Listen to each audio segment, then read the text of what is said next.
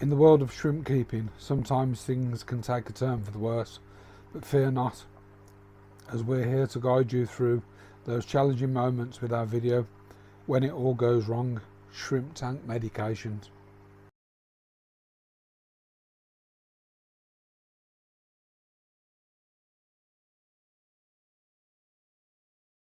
First in our arsenal is Easy Life Vogel, a powerful tank health booster designed to support the immune system of your shrimp, combat stress related issues. Simply add your recommended dosage to your tank and give your shrimp a fighting chance. I really like Vogel. I was introduced to it by another YouTuber, and it would be my first go-to if I spotted any problems in the tank. So we sell that in 2 sizes, and I say I'm an advocate for Vogel. I really like it.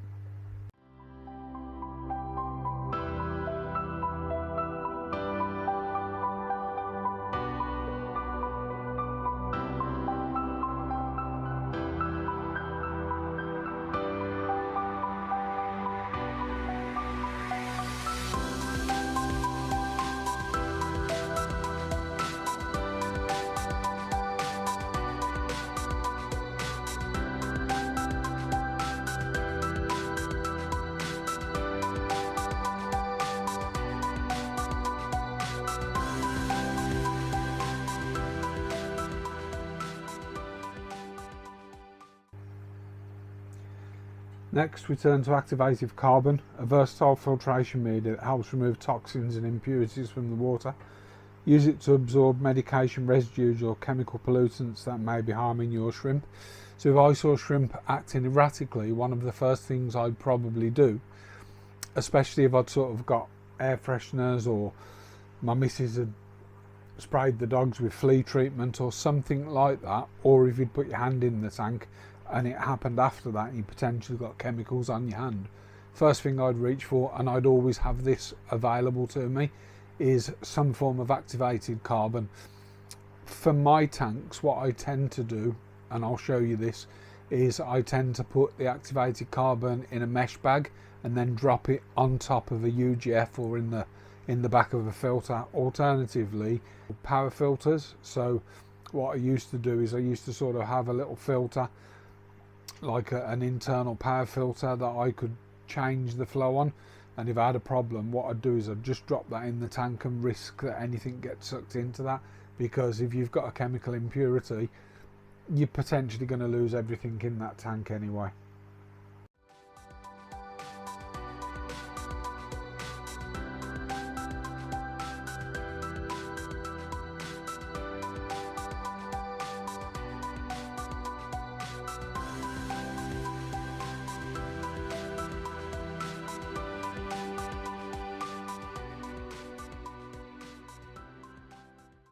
For bacterial infections, we recommend using 3% hydrogen peroxide at a rate of 1.5 millilitres per gallon, going to a maximum of 2.5 millimeters per gallon.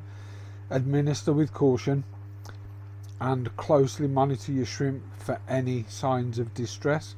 It's really important to mention that before you dose hydrogen peroxide, you need to switch off your filters. So when you put the hydrogen peroxide in, give it a swirl around and leave your filters off for 1 hour. I know from bitter experience what can happen if you overdose hydrogen peroxide. So if I suspect a bacterial infection, hydrogen peroxide is what I always go for. I'll do a bit of video on another video at some point, because I also use hydrogen peroxide to treat blackbeard algae, but I spot dose that with a small syringe. So 3% hydrogen peroxide, if you buy it by food grade, you can actually swill your mouth out with the 3% one. So it's relatively safe, but you've got to go with caution if you use that. When facing infestations of Planaria or Hydra, I'd always recommend one of 2 products. At the end of this, I'll tell you how to avoid this in the first place. But the 2 products I'm going to recommend are, firstly, I'll keep this in shot, firstly, no Planaria, so made by Gemtech, and then secondly, would be Z1 by SL Aqua, Aquarium Protector Z1. So both of these will get rid of Hydra. What I like about the Z1 is it's natural and it's specifically designed for shrimp.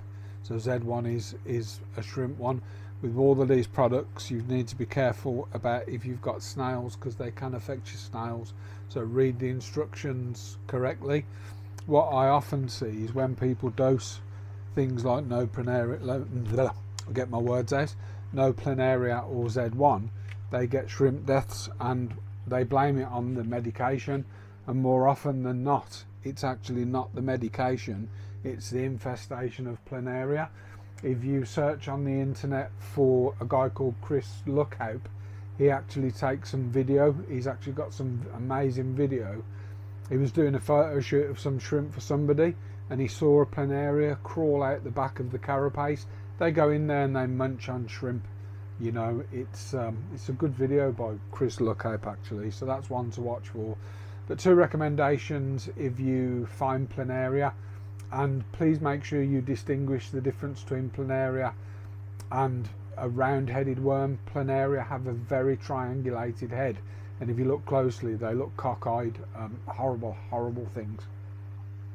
In cases of Scutariella Japonica, which is a type of parasite, you can use aquarium salt dips to help alleviate symptoms and promote healing. So I do cell salt, and I've always got salt in my armoury. An aquarium salt. Don't use house salt because it's got iodine and stuff in. Follow the proper dosing and duration guidelines to avoid stressing your shrimp even further.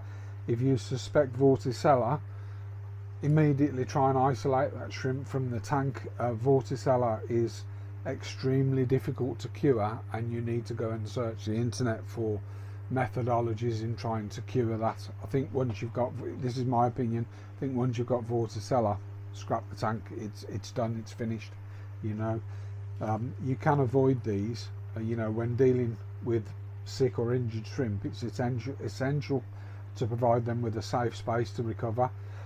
I utilise isolation tanks or breeder boxes, and I separate affected individuals to prevent spread of disease. Likewise, if you've got a dead shrimp, take it out immediately. If you suspect that you've got problems in that tank, keep an eye and take any molts out of the tank, because other shrimp will eat those, and if you've got any infections, potentially you could sort of pass those on.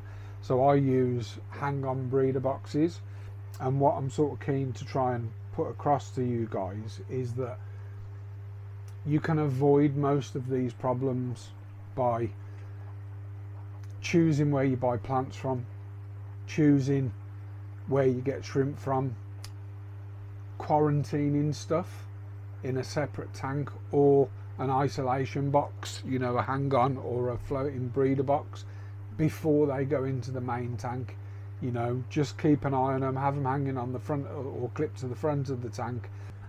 And finally, when introducing new shrimp to your tank, always practice best practices, such as quarantining them beforehand, acclimating them slowly to the water parameters, ensuring they come from reputable sources, and by following these steps, having the right medications on hand should you hit a problem, and it does go wrong, it goes wrong for all of us. At least you should be able to navigate through the toughest challenges in shrimp breeding and keep your aquatic friends happy and healthy. Hope you've enjoyed this. If you like it or any of the rest of our videos, hit the like button, don't forget to subscribe and hit the notifications for more content to come. Thanks everyone.